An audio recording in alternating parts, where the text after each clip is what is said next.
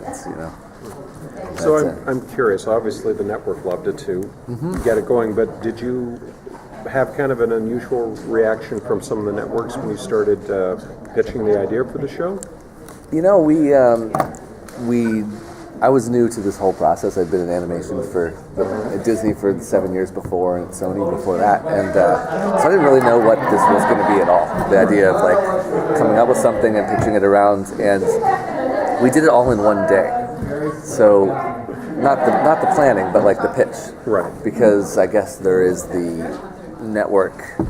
Like if you go to a certain network in the morning and they start to hear about it, and then there's like they're competitive, so they're like, well, we want to hear that. So you make it all kind of one day. And Doug Robinson kind of plans all that stuff. And there was definite just because of the team and the general kind of like weird concept pitch. I think people were like interested in some way, and but ABC having a relationship with Adam already. It became clear that was probably the best partner in this case. And at that point, there's no real story for the pilot. There's no script. It's just kind of talking about the concept and showing a little piece of artwork, and totally different looking than the show in the end. But it starts there, and I think it was a generally positive reaction overall of just kind of like being interested in making something happen. Yeah, it was a weird day for me because I'd never been anything like that, and it was a nice kind of like, oh, this is what this world is, I guess.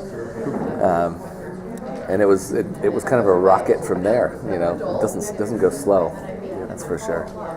And how long had you been shopping around before it was picked up? Like hours. Oh, okay. Like it was literally like that day, pilot order.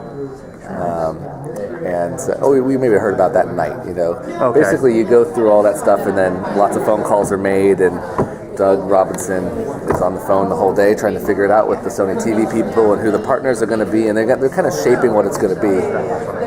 All of our negotiating and deal making is done before that, so we already kind of know what we do if it happens, and there you go, and yeah.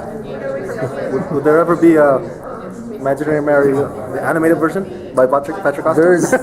We thought about, there's this whole other world.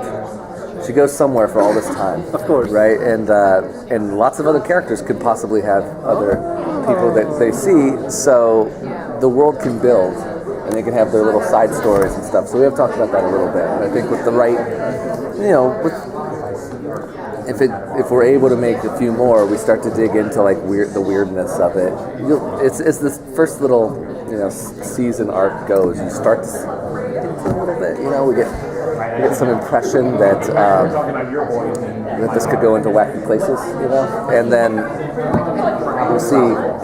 If people like it, then maybe we'll make something like that. But I think there is like the idea. We have thought about like what would Steven see as a kid? What would all the current kids see? Is there a way to bring all that into reality? And I like that. It becomes a feasibility thing at a certain point. We just got to see if we can make it on time because it's tough to make animation this fast. I'm pretty proud that Zoic was able to produce really high quality for acting on a TV schedule. We didn't make this in any different way than they're used to making the Goldbergs, except for just the post is longer. And only double. It's not a crazy amount longer. 6 weeks instead of 3 to do the editorial process. So I think it looks pretty great for that amount of time, especially, and basically put all of our time and money into the acting of the character to make sure that performance is fun. Thank you, sir. Yeah. Cool. Thank you. Yeah, thank you. Good day. My bag over there. That's fun.